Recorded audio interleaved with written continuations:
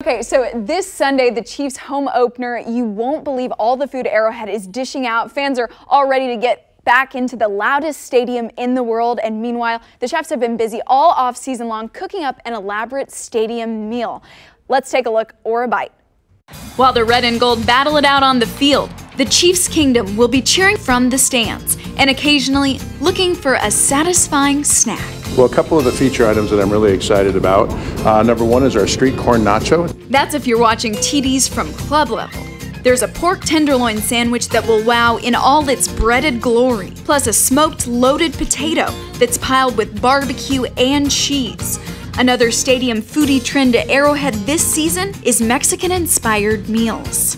I didn't want it to be just another taco stand, so kind of everything is done. You know, that stand has chicken, pork, beef, so we wanted to make sure we appeal to everybody. It's got a vegetarian item. But if you're in it for the nachos like me, new this year, check out the Pablo pork nacho plate and one made with chicken.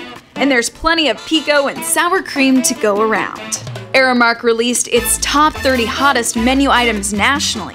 At Arrowhead, elote chicken tacos and Tennessee hot chicken mac and cheese made the list. So I'm just hoping everybody's happy and they enjoy it. Sports Illustrated gave nods to the Jamaican jerk sausage at Arrowhead in its NFL Food Roundup. The jerk pork sausage is topped with habanero mango slaw and crispy plantains on a toasted New England bun, which, let's face it, is made from wheat grown in the Midwest. Later on in the season, when the temps hit freezing, the Diablo chicken sandwich or the Kingdom Inferno chicken sandwich can spice things up. The Diablo chicken sandwich, like I said, that came from the playoffs last year. It was very popular, so we brought it back. It was number 2 on USA Today's list of craziest stadium foods. It has the world's hottest pepper, jalapenos, and buffalo sauce to bring in the heat.